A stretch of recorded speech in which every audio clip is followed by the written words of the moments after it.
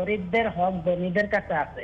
জি তাই এটা তো জাকাত কি বুঝাইছে, তো জাকাতকে যদি বুঝাই থাকে তাহলে রূপার মূল্য অনুযায়ী যদি টাকা জাকাত দেওয়া হয় তাহলে 2 লাখ 2.5 লাখ টাকা তো এটা ধনী ধরা হয় না, ধনী বলা হয় না।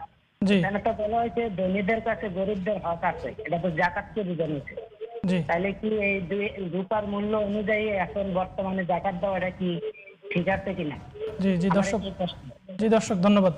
আল্লাহ তাআলা বলছেন যে দরিদ্রের হক রয়েছে ধনীদের নিকট। তো উনি বলতে চাচ্ছেন যে রূপার মূল্য অনুযায়ী যদি জাকাতের হার নির্ণয় করা হয় তাহলে রূপার যেই অর্থ এটা দেখি সে ধনী কিনা, তাকে ধনী আসলে ধরা যায় ধনী কিনা। এবং গরিব এটা একটু আপেক্ষিক বিষয়। জি। তো একজন ব্যক্তির কাছে যে এখন যে রূপার যে দাম 4,000 বা 5,000 টাকা এখন ভরি হয়ে গেছে স্বর্ণের দাম অনেক বেড়ে যাওয়ার কারণে।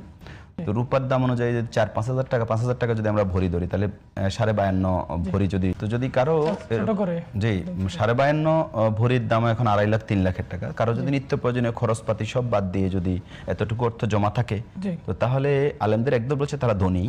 অপরদিকে আলেমদের মধ্যে এই মত আছে যে স্বর্ণের এই বিধান অনুযায়ী বা স্বর্ণের মূল্য অনুযায়ী জাকাতের নেসাব ধরা হবে। তবে গরিবের জন্য সবচেয়ে বেশি উপকার হচ্ছে রূপার নেসাব ধরলে। তো আমরা আশা করি কেউ যদি রূপার হিসাব করে জাকাত দেয় এটাই উত্তম কাজ। তবে হ্যাঁ, কোনো ব্যক্তি যদি রূপার হিসাব না ধরে তিনি যদি স্বর্ণের হিসাব ধরে ধনীর সংজ্ঞায়িত করেন আর যদি জাকাত না দেন আমরা এক নিশ্চিতভাবে বলতে পারি না যে তিনি গুনাহগার হবেন।